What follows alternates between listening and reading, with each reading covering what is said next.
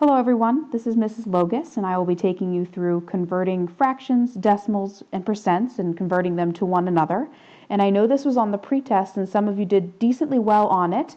However, I want to just point out that this video is an excellent resource to study for future major tests or quizzes and a good resource for the stations today. So, I'm going to be taking things in categories. You might notice already that I have a category here that is for how to convert from a percent to a decimal and how to convert from a decimal to a percent, and I'm going to be taking it step by step for those that need it. So first, before we get into these examples, I would like to point out that percent means out of 100. That is just the definition of percent, and something that is unique about that, or something good to point out now, is that the number 100 has two zeros as placeholders. So for those that already know to convert a percent to a decimal or a decimal to percent, that you move the decimal two places, that's because of the definition of a percent that you do have these two placeholders, which is why we move it two places.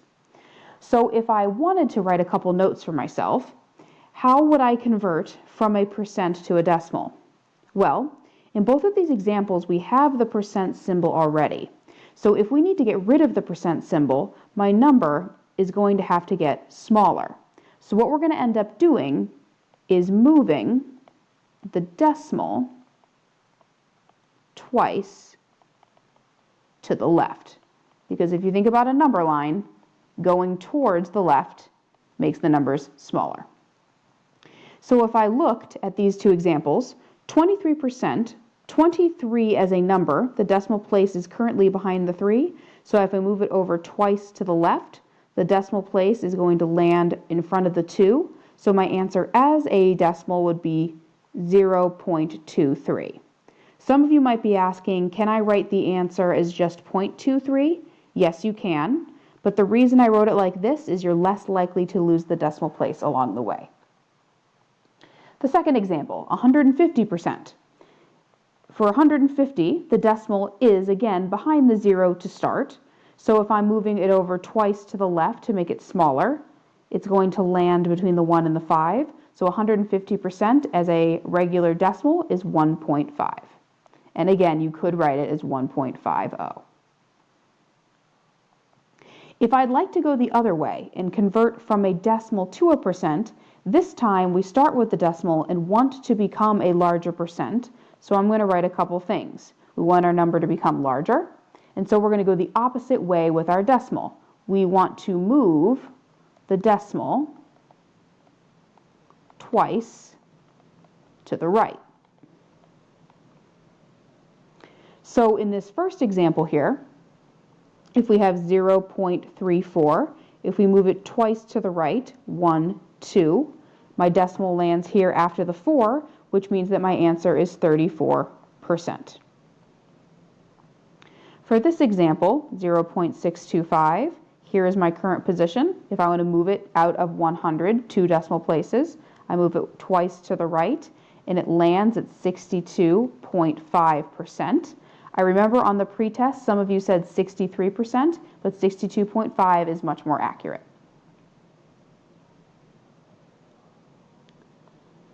Moving onwards. So here we focused on percent to decimal and decimal to percent. This next slide we're going to focus on converting from a fraction to a decimal and then backwards from a decimal to a fraction. This way I like very much. Remember that a fraction by definition is really just division. So when you see 3 over 5, that really means 3 divided by 5. So what I would do is take that handy-dandy calculator of yours, and I would type in 3 divided by 5, and I hope you have your calculator handy, because if you do so, you should get 3 divided by 5 to be 0.6. So again, you can write your answer as 0.6, so that is a decimal, or 0.6, or even 0.60. It is really your choice. The next example, 7 divided by 8. Fractions again are just division. So in the calculator, if you type in 7 divided by 8, you should get that to become 0.875. And feel free to check me. If you want in the calculator, take 7 divided by 8. Remember, it's always numerator divided by denominator. This should be the answer you get. So, and the other way, if we want to convert from a decimal to a fraction, we need to think a little differently.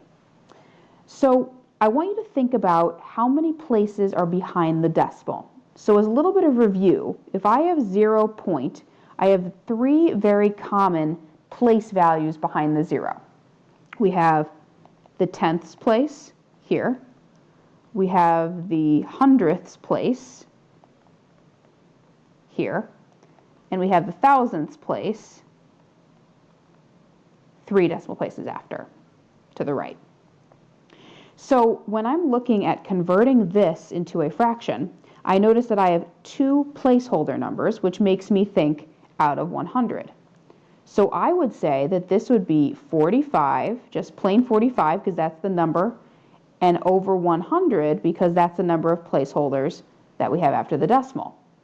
Now, I'm sure some of you are totally with me from the lesson the other day, right? And you're looking at this and saying, wait a second, Mrs. Logus, this is not reduced properly. If so, good eye. I noticed that both of these numbers can be divisible by 5. So 45 divided by 5 is 9. 100 divided by 5 is 20. So 9/20 is the perfect reduced answer. The next example, 0.7. Now here, we only have 1 decimal place after, or the tenths place. So instead of 7 over 100, we would have the tenths. So my fraction would be 7, just plain 7, over 10. Can I reduce 7/10 at all? No, I can't. So that one was pretty quick. The last example here, I have 1, 2, 3 places after the decimal, which makes me think not tenths, not 100ths, but thousandths this time. So I'm going to take the number that I see, 105, and put it over 1,000, because that's the number of placeholders. Now this, because it ends in a 5 and a 0, definitely can be reduced. And because I notice it ends in a 5 and a 0, I'm going to go ahead and just, in my calculator, divide both of these numbers by 5 to see where that takes me. 105 divided by 5 is 21. 1,000 divided by 5 is 200. And if I look at these two numbers, the only things that go into 21 are 7 and 3. And 7 and 3 don't go into 200, so I'm done here. So when you're doing this, this is one to really consider looking at again, this idea. When you're going from a decimal to a fraction, you need to pay attention to what place value your numbers land. Last page of notes here, we're focusing from a fraction to a percent and a percent to a fraction. Again, I hope these categories will be useful for some of you here. If I would like to convert from a fraction to a percent, what we're going to do is go from a fraction, and then I'm going to convert that fraction to a decimal, and then I'm going to convert the decimal to a percent. And some of this will end up being a little review from earlier. So if I want to change 5/8 into a decimal, in the calculator I would take 5 divided by 8. If I do that, I got that to be 0.625, and I hope you recognize this from an earlier example. If I want to convert this into a percent, remember percents are bigger, so we want to move our decimal place twice to the right. So my answer is 62.5%.